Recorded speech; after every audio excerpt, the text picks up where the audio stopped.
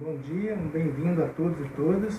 Bem-vindo, Sheida, nosso companheiro de longa data aí, o professor Paulo Bassano, também parceiro da gente da Universidade de Londrina. E para que a gente adiante, eu vou deixar a minha fala para depois, que o Sheida vai fazer uma conversa com a gente sobre a questão solar, energia solar. Então eu vou chamar o Sheida, vou passar para ele a palavra, e aí depois, quando o Sheida terminar, eu faço uma conversa com vocês até que chega às 10h30 para que o Paulo entre com a palestra dele. Aí eu vou passar para vocês qual que é o cronograma do dia todo aí. Então, bem-vindos e vamos ouvir o Sheida. Dispensa a apresentação, né? Secretário de Meio Ambiente, prefeito de Londrina, secretário de Meio Ambiente do Estado, deputado, né? É premiado pela ONU, é um grande ambientalista, muito mais voluntário do que profissional. É um médico de excelência, né? E é o homem que fez a lei que deu para a gente a condição de fazer o Sindicato de Meio Ambiente. Isso porque ele já tinha trabalhado junto ao governo do Estado para implantar o curso técnico, né? Implantou o curso e depois a gente precisava, aí formou os alunos, começou a formar alunos, a gente precisava colocar esses alunos para fazer alguma coisa. Aí formamos um sindicato e estamos aí na luta para que a gente possa descobrir o mercado de trabalho para que quem fez o curso tenha o mercado de trabalho. Sheida, bem-vindo. Obrigado. Bom dia, gente. Bom dia. Queria agradecer muito ao Geraldo e agradecer a Flávia as palavras, cumprimentar a todos e parabenizar o Sinditema. Não é fácil fazer um evento como esse, né? Às vezes as pessoas acabam se dispersando um pouco, mas a perseverança é que vai trazer o resultado, né? Eu vou falar para vocês sobre um tema que está todo mundo, direto ou indiretamente, no cotidiano, ouvindo falar.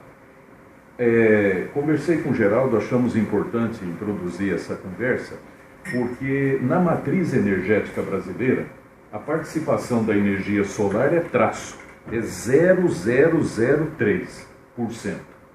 Há uma estimativa de que se ela crescer 300% ao ano, daqui 8 anos vai estar participando em 4% da matriz. Vai ser energia solar. Isso crescendo 300%. Mas, possivelmente, é isso que ela cresça mesmo. As perspectivas de mercado são essas. E, sem dúvida nenhuma, os técnicos em meio ambiente, as pessoas que trabalham com a questão ambiental, vão ser chamadas, porque essa questão está apenas começando, mundialmente falando, né? Não há país ou segmento que diga a tecnologia está dominada e está implementada e é assim. Não, é como quando se fez o automóvel, possivelmente, né? Não tinha limpador de para-brisas, né? Não tinha a marcha ré, a partida era na manivela, e foi se inventando coisas. Então, um campo vasto para pesquisa, um campo vasto para participação, e não há dúvida de quem enxerga mais à frente, como vocês, técnicos em meio ambiente, os tecnólogos, os engenheiros ambientais, enfim, todos aqueles que participam, veem que essa é uma oportunidade de trabalho extraordinária. Mais do que de trabalho, é uma oportunidade de satisfação profissional, porque, obviamente, você vai estar trabalhando com uma coisa que é limpa, não é? E que, sem dúvida nenhuma, talvez seja a definição de um novo salto para a humanidade. Vou dar só algumas pinceladas sobre isso. Vou passar por ali. O Sol é a nossa grande bateria do universo, né? Ou melhor, do nosso sistema solar. Mas o Sol, ele, apesar de ser imenso, é apenas uma estrela, como bilhões de estrelas que estão na nossa galáxia, só na Via Láctea. E o nosso universo é composto de várias galáxias, milhões de galáxias. Quer dizer, o nosso Sol, que para nós é o nosso grande alimento energético, é uma estrela. Ao olhar qualquer estrela em uma noite de céu mais aberto, né, mais estrelado, nós estamos vendo os sóis. E às vezes estamos vendo luz de estrelas que já se extinguiram há milhares de anos. E a luz está chegando para nós só agora, nesse momento. As antigas civilizações entendiam disso muito bem, né? Todas praticamente se referenciavam ao Sol, como os egípcios, para o qual o Sol era questão de vida ou morte, não é? Sabiam que do Sol o clima dependia do sol, a chuva, os ventos, portanto a colheita, a semeadura, a colheita, a vida como um todo, tão importante que o sol era uma entidade divina, né? Ra era o deus do sol para os egípcios. O nosso sol é uma fornalha que arde no nosso sistema solar.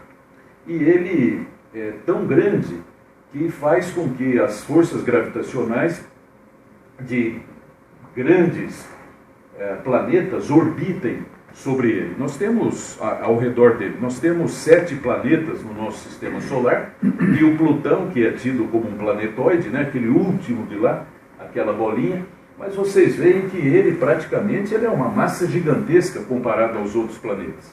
O Mercúrio é o mais próximo, depois o Vênus, depois o terceiro planeta do Sol para fora do Sol é a nossa Terra, ou seja, de certa forma muito próximo ao Sol.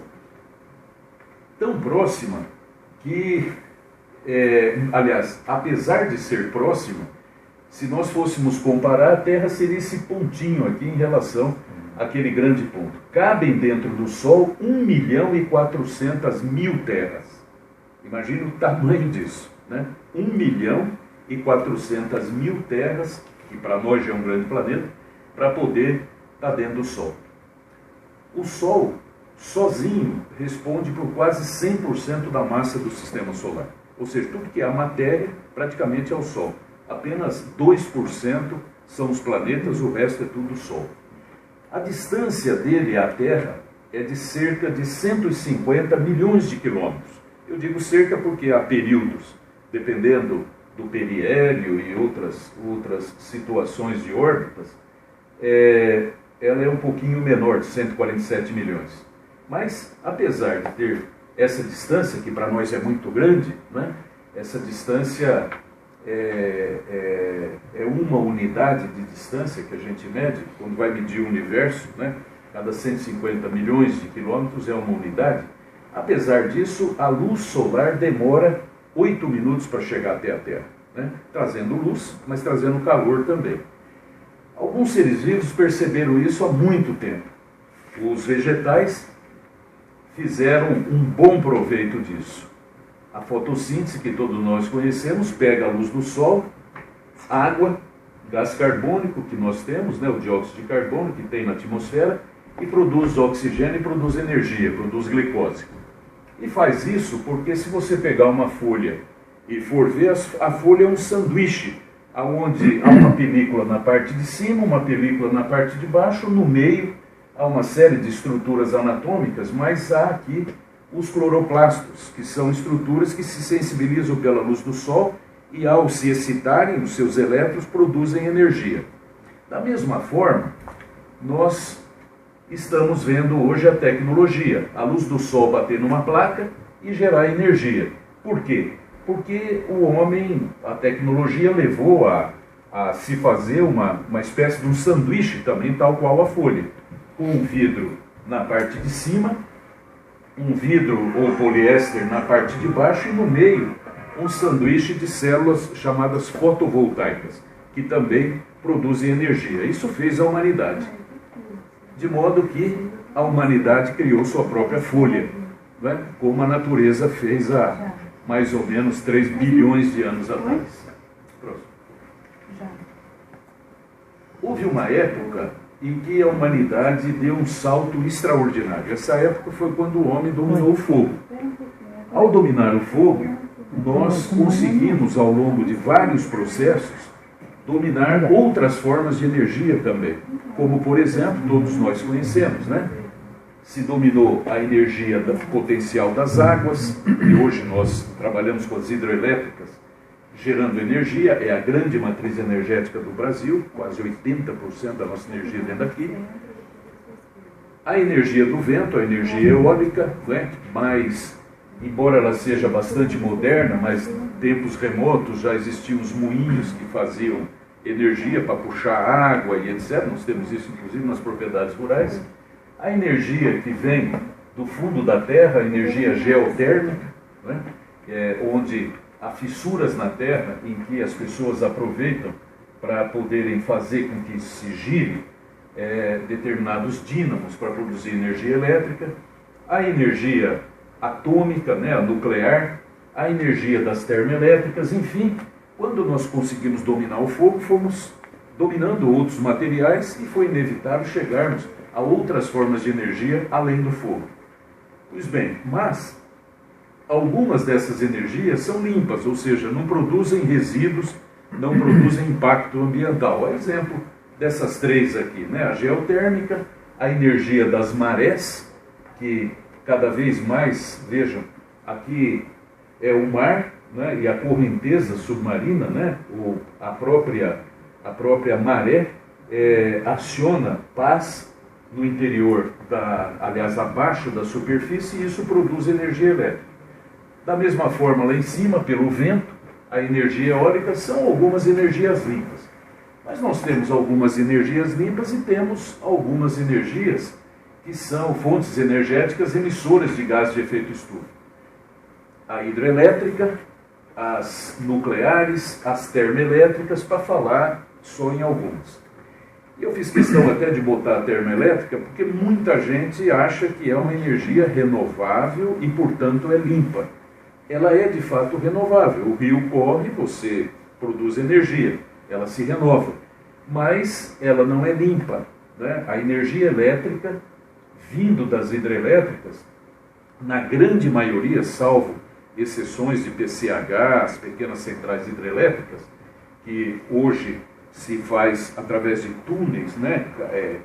Descendo, prescindindo, descartando lagos, a grande maioria tem reservatórios muito grandes. Esses reservatórios de água são reservatórios que emitem, vocês sabem disso, gás carbônico e gás metano, sendo que o gás metano é 20, 21 vezes mais agressivo para o efeito estufa. Então, cada vez que acendemos uma lâmpada dessa, que vem energia da Copel, através de uma hidroelétrica, nós estamos contribuindo para aumentar o efeito estufa. É um computador, é o carregador de celular, essa exposição que nós estamos fazendo, né? Por quê? Porque você precisa desse tipo de energia, além do fato de que ela não é só deixa de ser limpa por esse motivo. Vamos nos lembrar que para fazer uma hidrelétrica é preciso alagar grandes contingentes, grandes áreas de terra. É preciso muitas vezes derrubar muitas árvores, né? Acabar com nichos ecológicos fundamentais de animais, né? E não são só animais, pássaros, mamíferos, né? Muitas vezes é um nemátoda que é fundamental para o solo, um anfíbio, uma borboleta, um inseto, uma abelha e assim por diante, polinizadora, né? Que tem num determinado local. Quer dizer, ela não é limpa, mas é a nossa grande matriz. Então é claro que aqueles que querem um mundo com energia menos impactante precisam sempre ter em conta que essa energia, embora muito boa para nós, a contabilidade é boa, fecha e assim por diante, mas ela não é uma energia limpa para todos os efeitos. Próximo. Esses gases de efeito estufa, vocês conhecem bem, aquecem o planeta, né? Formam aquela capa, né, que deixa a luz do sol entrar, mas não permite que ela saia totalmente. O gás de efeito estufa é bom. A água é um gás de efeito estufa, né? Não fossem eles, a nossa temperatura da Terra estaria menos 270 graus, inabitável, inóspita para nós. Agora, ele não pode exacerbar a sua camada, o seu tamanho, a quantidade, a concentração desses gases na atmosfera, porque aí ele, não permitindo que a luz volte, vai aquecer o planeta progressivamente. Essas são situações que emitem gases de efeito estufa, como a gente fala, né? Às vezes uma inocente cantina esquentando lá a coxinha e a esfirra, o sinal da sala de aula, um avião, a luz, o ferro elétrico, o semáforo, o cum da vaca, o arroto da vaca, a cultura do arroz e assim por diante. O carro nem se fala, né? A geladeira, um chuveiro ou computador e assim por diante. Bem, essa é a real ameaça à espécie humana, o aquecimento global. Há quem diga, o James Lovelock acha que a humanidade chegou no seu ponto de estrangulamento. Não há. Mesmo que jogar todas as formas de energia fora, nós não temos como reaver o clima, a estabilidade climática, né? Certo ou errado, o fato é que é urgente que reduzamos as emissões. né, fazendo, né, a tarefa de casa, né, ou seja, reduzindo o petróleo, a energia nuclear, enfim, todas as formas que atentam contra o meio ambiente. Por isso, há alternativas, né? Alternativas como a energia das marés, a eólica, a energia geotérmica, aqui é uma usina geotérmica pegando gás quente que sai da terra, e também a energia solar. Próximo. Essa energia solar é chamada de energia fotovoltaica. A luz solar, como é que ela funciona, né? A luz solar é absorvida por células fotovoltaicas que estão dentro de um módulo, e esse módulo é colocado junto com outros, formando uma espécie de um Lego, né? Um próximo do outro. A gente chama isso de strings. Então tem a célula como se fosse realmente a célula da folha, né? Que se junta formando um módulo ou placa, e você pode juntar essas placas. A energia dessa luz, né, toda a luz emite fótons, né, que são quântons de energia, ela é transferida para os elétrons da célula fotovoltaica, eles se agitam e nessa movimentação gera corrente elétrica. É assim que funciona. Bem, a célula fotovoltaica, como eu falei para vocês, sem querer entrar muito em detalhe, mas ela tem uma parte de cima, uma parte de baixo, e há uma grande parte dela que é feita de areia, né? Basicamente não é bem areia, mas é o silício. Então as placas são de silício. Dependendo da pureza desse silício, você tem uma entrada da luz do sol com mais efetividade. A luz do sol, a folha pega 100% da luz do sol e converte em energia. A placa converte 15%, 16%, 18%. E a grande questão aqui é como inventar uma célula que converta mais energia no menor espaço de tempo, de área, né? Então, já na Universidade de San Diego, nos Estados Unidos, já estão fazendo experiências para produzirem células orgânicas com lente de aumento orgânico. E isso daí é um salto qualitativo muito grande. Eles estão imaginando que chegam até dentro dos próximos 3 anos a 30% de conversão. Imagine que vai dobrar uma área que hoje você utiliza 100 metros quadrados para produzir energia, você vai poder usar menos de 50. De repente você vai estar podendo usar no chapéu, né, ou no seu celular, ou na bicicleta, ou enfim, em qualquer lugar, né? Mas o fato é que essa é uma célula, né, um desenho esquemático de uma célula cristalina. Cristalina por quê? Tem cristais de silício, né? Próximo. Mais ou menos assim, a célula produzindo um módulo, né? Várias células fazem um módulo. E o módulo você pode botar lá, você já viu isso muitas vezes, no telhado de uma casa. Existem 2 formas de energia que hoje é possível trabalhar com a energia solar. Uma é o chamado sistema off-grid, ou autônomo, ou seja, ele não está conectado à rede. Você não conecta. Por exemplo, eu vou pescar e eu vou levar uma célula solar porque eu quero fazer meu almoço lá, né? Eu quero fazer. Eu vou levar uma bateria junto para acumular essa energia numa bateria e quando eu precisar eu uso. Ou posso fazer isso numa casa. Eu moro num sítio que a Copel não passa lá, né? A rede não passa e eu quero fazer um sistema fora da rede, off-grid. Esse sistema off-grid sempre tem o painel que recebe a luz, produz energia, essa energia é acumulada numa bateria, mas a energia que se produz é uma energia contínua, é uma corrente contínua. E o que nós usamos para os aparelhos eletrodomésticos é uma corrente alternada. Então nós precisamos alternar essa corrente. Preciso sair de corrente contínua, passar por um inversor e vir para eu poder ser, como na forma de corrente alternada, ser usado nos processos quaisquer que eu queira aqui. Isso é onde não existe rede da concessionária ou permissionária. Portanto, é um sistema autônomo. Próximo.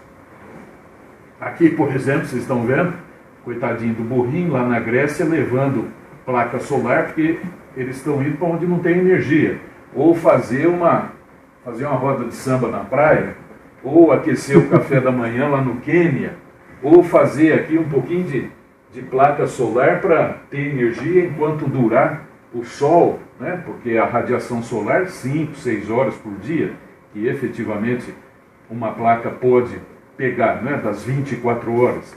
Claro que quando bate a noite, não tem mais energia. Ou ele tem acumulado na bateria, ou ele vai ficar sem, né? Mas é um sistema autônomo. Próximo. É usado também esse sistema autônomo em algumas outras situações que já estão em uso. Por exemplo, num carro, esse carro está abastecendo, lá no Japão, é um carro elétrico, está abastecendo aqui num abastecedor solar, feito por energia solar. Aliás, no Japão, pasmem vocês, já tem mais postos desse, de energia solar, do que de gasolina. Esse mês deu a virada de mais postos de energia solar do que de combustível fóssil. Imagina a velocidade com que isso está caminhando. A Nissan e a Ford já disseram que em 2020, 40% da frota mundial deles será de energia, de energia elétrica, carros elétricos, né, que podem ser abastecidos assim. De repente, um cidadão pode fazer um abastecimento em casa, uma placa solar em casa e botar o seu abastecedor lá. É equivalente a ter um posto de petróleo hoje em casa. Será isso, né? Esse é o carro mais famoso do mundo, o Tesla, que é um carro americano do Elon Musk, que é um grande pesquisador, um grande, aliás, empresário lá do Vale do Silício. Esse carro tem 300 mil pedidos dele já no mundo e não está vendendo nenhum ainda. Ele não começou a vender, mas já tem 300 mil pessoas que querem. Tal é a credibilidade com que o empresário tem e tal é a dinâmica desse veículo, né? Aviões com placas solares. Esse avião deu a volta ao mundo com energia solar. Energia solar em postes para fazer iluminação pública. De repente, a própria prefeitura pode fazer a sua produção de energia. Significa menos impostos para os cidadãos, menos tarifa, menos taxa de iluminação pública. Barcos movidos a energia solar, né? Isso tudo é forma autônoma, off-grid, fora da rede. Bom, mas existe aqui, isso daqui é no Canadá, uma londrinense está com um plug na mão, né? Um lugar de abastecimento, isso daqui é para plugar no carro. Mas eu coloquei isso daqui porque eles comparam lá, por exemplo, o que é um carro elétrico e o que é um carro a gasolina. Então, o carro a gasolina, ele emite gás carbônico, além do gás carbônico, vocês sabem que outros, né, emite sulfetos, gases que são altamente nocivos para nós. Mas quando você enche o tanque de um carro como aquele, de gasolina, você gasta $12 para percorrer 100 km.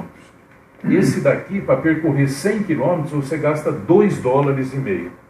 Veja, são 5 vezes menos a economia, 5 vezes. Imagina num caminhão transportando remédio, ou transportando alface, legumes e verduras do Ceasa de São Paulo, que chega aqui com um custo maluco, porque tem que descontar a gasolina, chegar com 5 vezes menos o custo. Ou você fazer um transporte de trem ou de ônibus e o combustível custar 5, 6 vezes menos. É disso que a gente está falando. Uma mobilidade maior, uma interação maior, enfim, né, em todos os sentidos. Esse é o carro elétrico que não emite, né, no CO2, não emite CO2, o outro, além de poluente, faz um gasto muito maior. Há o sistema on-grid. Esse sistema é o que está conectado à rede. Como é que ele funciona? Assim, ó, o sol bate na placa, gera energia contínua. A energia contínua vem para um inversor e é transformada em alternada. Essa energia alternada é que se aproveita. Mas muitas vezes o sol que está batendo aqui está gerando energia que você não está aproveitando toda. E o excesso faz o quê? Armazena onde? Joga na rede da concessionária. A rede da concessionária é o grande armazém, a grande bateria.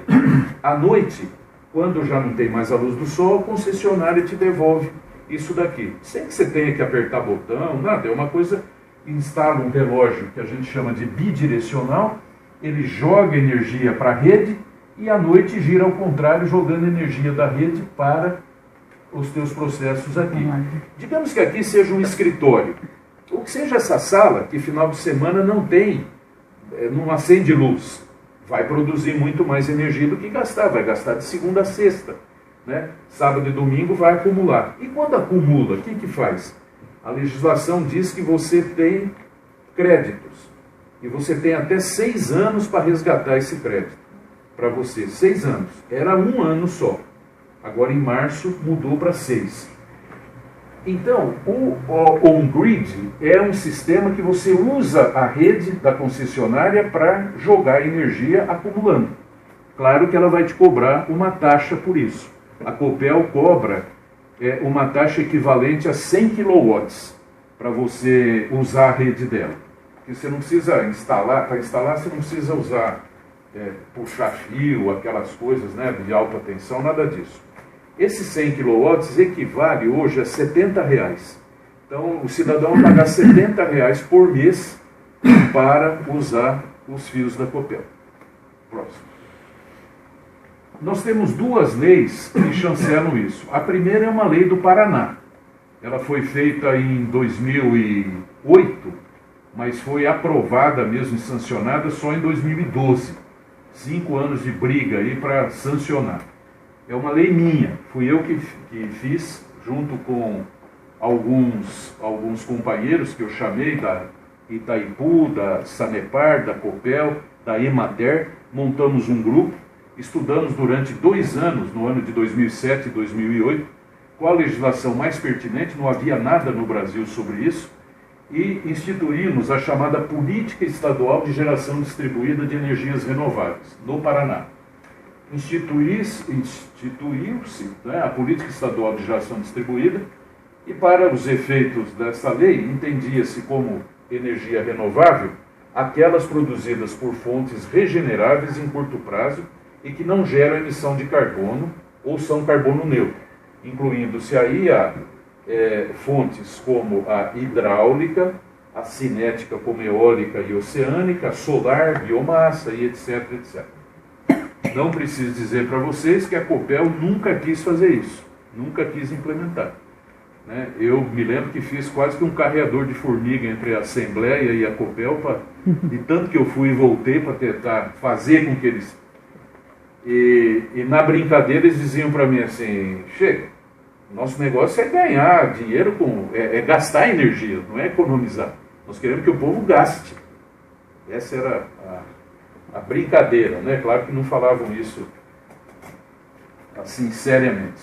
Bom, aí, para a nossa felicidade, a ANEEL editou uma resolução. E essa resolução editada, ela é quase que a cópia dessa lei do Paraná. A lei do Paraná é pioneira no Brasil e é a única, né, que nós temos notícia. A ANEEL não fez uma lei, fez uma resolução, estabelecendo condições para o que eles chamaram de microgeração e mini geração de energia. E, obviamente, instituiu o sistema de compensação de energia também. Na lei que eu fiz, eu não queria compensação, não era para você compensar. Era assim, se você produzisse mais do que gastava, no final do mês, a Copel te dava um cheque. Era isso que os Estados Unidos estavam fazendo, o Japão, a Austrália, a Alemanha, e nós queríamos aqui também. Mas acho que foi querer demais também, que a Copel nos pagasse.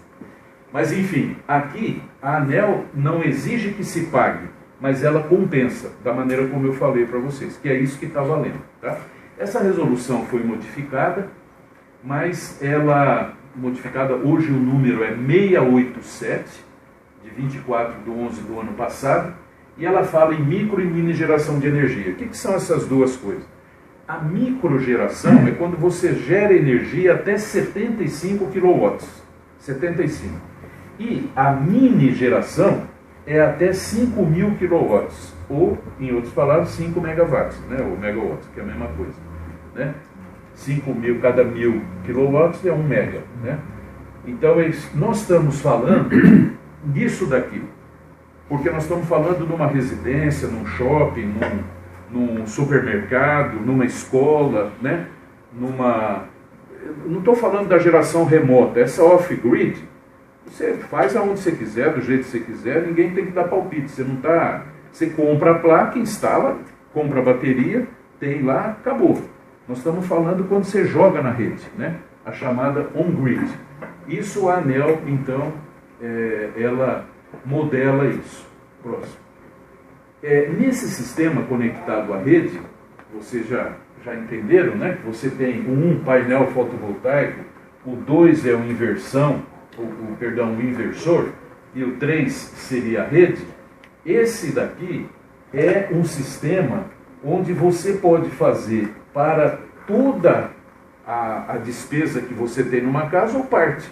Vamos dizer que você gasta R$300 de luz aqui, de fatura de luz por mês. Poxa, quanto que vai ficar para eu instalar isso daqui? Ah, vai ficar R$15.000 para eu fazer um negócio desse. 15 mil. Puxa, 15 mil? Quanto tempo vai durar isso? Dura de 35 a 40 anos. Então, quanto tempo eu vou amortizar isso? Pagando como se eu pagasse meus R$300 lá. Ah, você vai levar 5 anos para pagar, faz de conta. 5 anos, então eu vou pagar por 5 anos e usar por 40? É isso. Ou, às vezes a pessoa fala, eu não tenho esse dinheiro, então eu vou começar a fazer com uma plaquinha, né, com um módulo, daqui 6 meses eu vou botar outro, dali 6 meses eu boto, isso pode também. Né? Você vai fazendo, como eu disse, como um Lego, você vai crescendo até prover toda a tua energia. Ou às vezes fazer até mais. Esse sistema é tão interessante que se esse cidadão tiver um filho que mora lá em Foz do Iguaçu, ele pode gerar energia aqui em Londrina e dar para o filho dele lá em Foz do Iguaçu. Que é só conectar na rede. Estando dentro do mesmo estado, ele pode fazer isso. Ou ele pode ser um médico que tem lá, um advogado que tem um sítio lá no Limoeiro, e aí ele fala, eu vou fazer no meu sítio, vou botar as plaquinhas lá no chão, vou dar energia para minha casa no sítio, mando para o meu apartamento na cidade, mando para o meu consultório. Pode? Pode. Ou os médicos do consultório se reúnem e falam, escuta, vamos fazer uma usina solar no teu sítio? E a gente vai receber aqui no consultório para todo mundo e nas nossas casas? Pode também. Por quê? Porque esse sistema, você pode, o CNPJ, o CPF, que fez, que investiu, também pode receber a energia. O que não pode é comercializar essa energia. Essa não é comercializável. Você não pode fazer e vender. Sair oferecendo na feira, eu tenho energia para vender, quem quer comprar? Não, aí é o mercado livre de energia, que é uma concorrência brutal, porque aí entram as grandes fortunas, as grandes hidrelétricas e assim por diante. Próximo. A conta de luz no Paraná, o que motivou muito esse sistema foi ter subido demais. A conta subiu 51% no ano passado, e nesse ano vai subir, continua subindo. Quem faz um negócio desse fica imune a qualquer aumento, porque ele já fez, é dele, ele não precisa pagar aumento de nada. Né? O que também conta no investimento. E o custo nas indústrias subiu muito mais. Você imagina, 140% em um ano. Né? Na conta de luz, essa é uma conta que todos vocês conhecem, vem aqui marcado, está aqui em amarelo, o que a gente chama de bandeiras, né? As bandeiras. É um plus a mais. O que são essas bandeiras? Hoje a Dilma tirou provisoriamente, mas pode introduzir. Nós temos uma invenção brasileira, genuinamente nacional, de uma tarifação a mais. Quando veio o estresse hídrico e as hidrelétricas baixaram o nível, foram acionadas as termoelétricas, que são emissoras de gás e tal. Aí se acionou bandeiras, eles chamavam isso de bandeira. Quando tem assim muita necessidade termoelétrica, eleva-se o custo um custo extra de R$ 4,50 para cada 100 kW, rateada para todos os brasileiros. Todos. Nós pagamos. Você pode morar aonde for, você está pagando. É a bandeira vermelha. A bandeira amarela é quando está, vamos dizer, no estresse razoável hídrico e você paga adicionalmente R$ 2,50 para cada 100 kW consumido. E a bandeira verde nenhum. Como a indústria não pode parar e produz, por isso é que a indústria foi super tarifada, 140% naquele ano passado. Esse ano, um pouquinho menos. Por que tiraram a bandeira? Vocês devem ter ouvido falar. Porque o nível dos reservatórios foi suficiente. Mas se o Brasil crescer 1%, vai faltar energia. De duas, uma. Ou se constrói mais hidrelétricas, ou se investe em outros processos, ou se cobra do povo, né, uma super tarifação, para ver se o povo gasta menos. Bom, vocês entenderam já o que se chama de usina solar, né? Qualquer que seja a quantidade de módulos, a gente estamos chamando de usina solar. Pode ser um, pode ser mais de um, mas é para produção, seja ela on-grid ou off-grid. Próximo. Esse é uma foto de um inversor com uma pessoa, só para vocês verem que é uma caixinha pequenininha, pode ser colocada do lado de dentro da casa ou fora, né? Ele tem leitores. Esses leitores aqui são interessantes porque grande parte dos inversores hoje vem com uma antena, e essa antena tem pode passar o próximo, essa é uma usina instalada aqui no Londrina. Essa antena tem um wireless, e a pessoa pode baixar um programa no computador e seguir quanto que ela está produzindo de energia em tempo real. Por exemplo, essa usina aqui, olha, ela está ali no aeroporto, em Londrina, perto da ABB. Ela tem 27 placas, ocupa 54 metros quadrados, cada placa dá 2 metros quadrados, pesa 16 quilos aproximadamente, e ela gera uma potência de 5,28. O advogado daquele local lá precisava de uma potência de 4, mas instalou uma para produzir um pouquinho mais. Tem 18 ar-condicionados, tem vários computadores e assim por diante. E ele vai medindo. Essa medida aqui, esse daqui é o painel do seu inversor, do dia 7 de fevereiro desse ano, 10h04 da manhã. Ele estava produzindo 4.000 watts, 4.700 e poucos watts. Ele tinha economizado já, e o aparelho dá isso, 4,5 kg de carbono emitido, não foi emitido, o que corresponderia a andar 30 km de carro, o que de dezembro, que ele instalou dia 23 de dezembro até aquela data, menos de 2 meses, é como se ele já tivesse andado 7.000 km de carro, a quantidade que ele economizou, ou plantado 27 árvores. É claro que vocês já fizeram as contas aqui também. Existe o mercado de carbono. Se esse cidadão comprovar que ele está deixando de emitir, ele está gerando créditos. E esses créditos são comercializáveis no mercado de carbono. É micro, pequeno, mas imagina isso em escala, né? É possível uma economia também girar nesse momento, né? Então, o próprio aparelho dá para o cidadão, se ele estiver lá na China, ele acione o celular dele, ele sabe quanto que ele está produzindo aqui em Londrina, em tempo real. Como hoje, está nublado, mesmo assim produz, embora menos, porque as nuvens deixam passar radiação solar, não a luz. E a radiação é suficiente também para gerar energia, pouca, mas gera. Num dia como hoje, vai gerar menos do que ele precisa para tocar lá o escritório. É óbvio que ele vai usar a energia da Copel. Se ele usar mais do que ele produzir no mês, ele vai pagar por aquilo que ele usou, como pagaria normalmente. Tá? Próximo.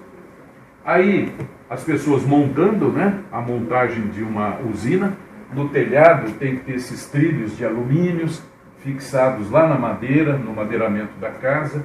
As placas são levadas, acondicionadas, parafusadas, enfim, é assim. Essas placas são são de fora, né? Elas são importadas, que o Brasil não produz, o Brasil apenas monta, mas não tem produção. A produção do mundo inteiro é praticamente na China, praticamente. Então são placas canadenses, norte-americanas, japonesas, mas são feitas na China. Porque lá a quantidade, volta um pouquinho só, a quantidade de silício é menor. Aliás, a impureza é menor, o silício é diferente. Essa é uma usina que terminou de ser montada aqui sábado passado, hoje tem uma semana, lá em Cambé, na Bratislava. É um senhor que faz produção hidropônica. E ele montou na casa dele no sítio. Esse daqui está virado para a face norte, que é a face que recebe mais sol. Ele montou lá no sítio, aqui o pessoal terminando de montar. Não tinha acabado de montar, ele ficou tão entusiasmado que ele pediu mais energia para uma casa dele aqui em Londrina, um apartamento que ele tem. Aí redimensionou-se mais 6 placas, colocou-se numa casinha que ele tem aqui do lado, e ele está enviando energia para Cambé, para a casa de um filho, para Londrina, que é a casa dele, para a casa aqui do sítio e para os processos de irrigação, manutenção de temperatura do próprio negócio dele, né? É uma produção, de certa maneira, bastante sustentável na prática, né? Porque a hidroponia já é um pouco diferente, já vai menos insumos, né? Veneno e essas coisas, agrotóxicos e tal, e é feito com energia solar, ou seja, começa a se casar práticas energéticas com outras práticas ambientalmente desejáveis. Próximo. Há usinas assim, como essas daqui, que são residenciais, próximo. E há várias opções. Isso daqui não tem em Londrina, né? Isso daqui é um comércio onde usa a persiana como protetor solar, né? Já está se desenvolvendo filmes, películas, para chapear em vidros e para poder usar isso como uma forma em prédios já construídos, né? Ou os painéis como vidros do próprio prédio. Próximo. Industrial, mesma coisa, processo é a mesma coisa, né? Só para dizer os usos, né, que isso daí pode ter. Em consultórios, clínicas, hospitais, laboratórios. Aqui em Londrina tem alguns hospitais já fazendo projetos, né? Clínicas também, consultórios, né? Enfim, é um mercado, como eu disse, bastante emergente. Próximo. Em escolas também em Londrina, já em fase de projeto para instalação, tem várias. Próximo. Opções como essa, né? Há supermercados que querem para fazer no estacionamento. Mas como está produzindo energia, aqui futuramente pode ser totens, ao invés só desse totens, onde o cidadão vai fazer a compra, deixa plugado lá. Quando volta, está abastecido. Né? Pronto.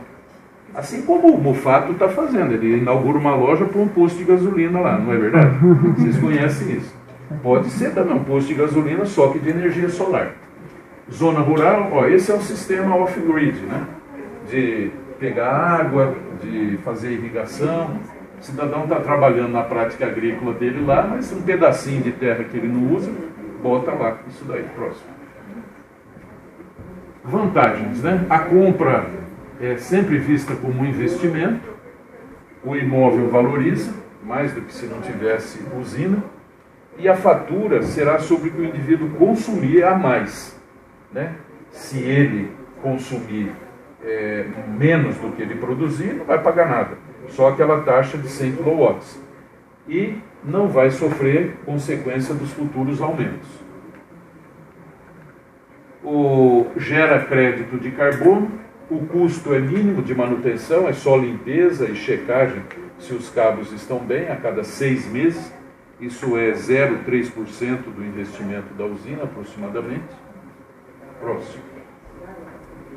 E para as etapas de implantação, normalmente o cidadão mostra a conta ou manda uma conta pelo WhatsApp, depois se faz um estudo de viabilidade, se dá para fazer lá, se dá para instalar, onde, se ele concordar com a proposta, com o preço e etc., se faz o projeto executivo, e é aqui que vocês entram muito, podem entrar, né, o técnico e meio ambiente, em fazer estudo de viabilidade e projetos.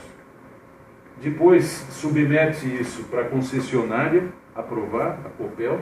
A Copel aprovando, ela tem 30 dias para aprovar, compra-se os materiais, procede-se a instalação, aí começa a dar o início, o start, né? Checa o resultado dentro de 15 dias a 30, e aí começa-se a estabelecer a parceria. O período todo leva aproximadamente 60 dias, 90 dias, na condição mais demorada, 90 dias, né? Entre uma proposta e startar a usina. Acho que é isso, pessoal. O que tem de despesa, né? A taxa de conexão, como eu falei para vocês, e a taxa de iluminação pública. Da prefeitura aqui dá uns R$15 aproximadamente. Então, 70, 80 da concessionária, mais uns 15.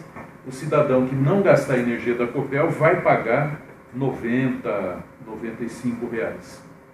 E se ele consumir mais do que gerar, eventualmente, né, aí também a concessionária tributa aquele tipo de... Há uma situação a ser resolvida no Paraná ainda, que o CONFAS, que é o Conselho dos Secretários de Fazenda no Brasil, já determinou que não se cobre ICMS disso. Por quê? Porque você não está vendendo, você não está comercializando nada. Mais de 20 estados brasileiros já concordaram com isso, realmente não tem que tributar, menos o nosso Paraná.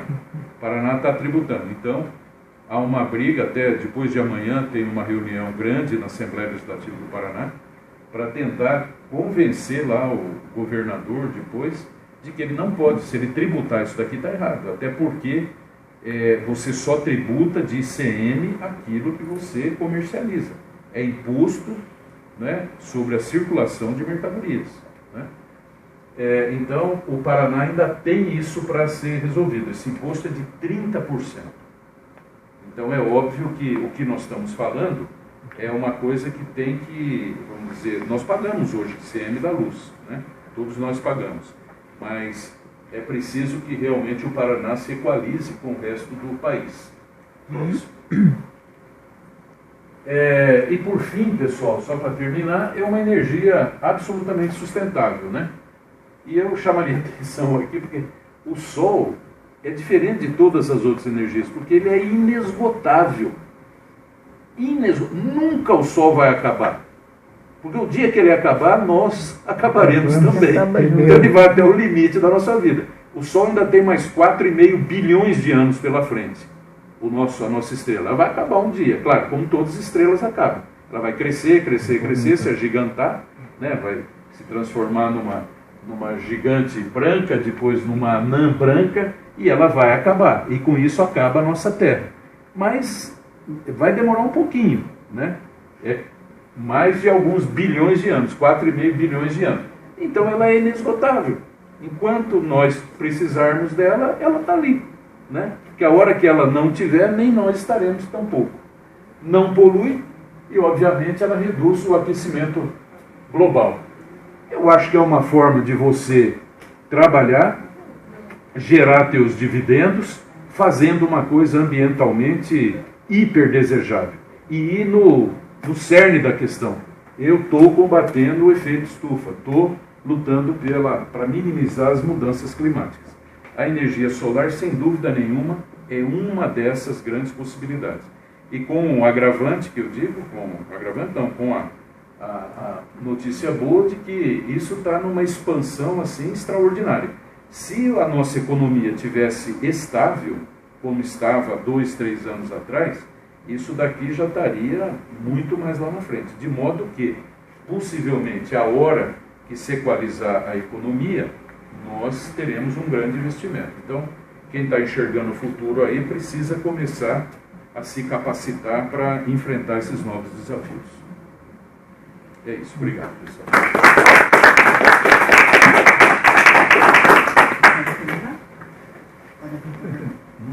Pessoal, nós temos 1 pergunta para fazer, né? Porque isso é um debate de tempo grande, né?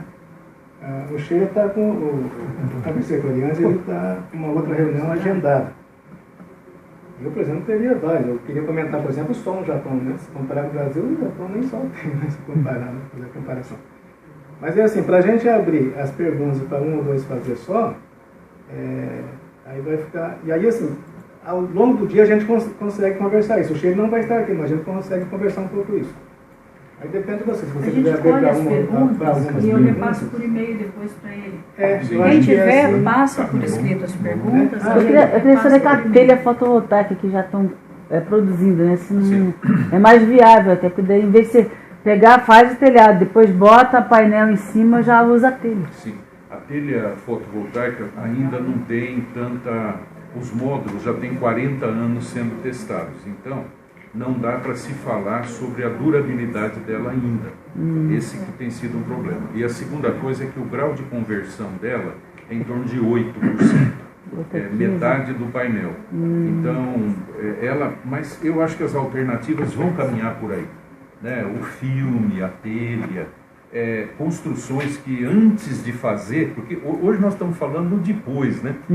Nós construímos e depois vamos tentar encaixar uma usina lá no telhado do homem, né? Quebra a telha, a hora que sobe, né? Daqui a pouco, e já começou, os arquitetos já estão se interessando para preverem nos seus projetos já a usina. As formas, né? Seja com telha, seja com filmes. Então, as coisas vão evoluir também juntas. Lá atrás, ele foi meu professor, só que lá era ecologia, né? Não era meio ambiente. E ele já focava muito em cima disso, que a gente achava que era um espaço longo. Até chegar isso daí, ó, vai ser lá para os nossos tataranetos. E chegou aqui, nessa dimensão. Estamos aqui hoje discutindo isso daí, aquela ecologia, aquela visão que ele tinha, nós molecada lá atrás, né? Londrinense lá, né? E olha aí como é que vai avançando e a rapidez que vai se grande tornando. legado, né? Pessoal, sinceramente, se deixar o Sheila fica, mas ele tem uma outra reunião. Então nós vamos fazer. Eu acho que a proposta da Flávia é legal. Nós vamos colher as perguntas, nós vamos encaminhar para ele via e-mail e tal, e ele responde, a gente joga lá na página do sindicato. Pode ser assim? Eu tenho 3 perguntas técnicas. E aí, também, quem quiser, Geraldo, dar exemplo da legal. outra vez, quem quiser copiar a apresentação, está aí para o Claudinho. Viu, Claudinho? Botar o pendrive, fica à Está vontade. disponível para nós. Bota no sindicato. E aí eu vou pedir para vocês, para a gente esticar o corpo um pouquinho, vir aqui à frente do banco para a gente fazer uma foto todo mundo.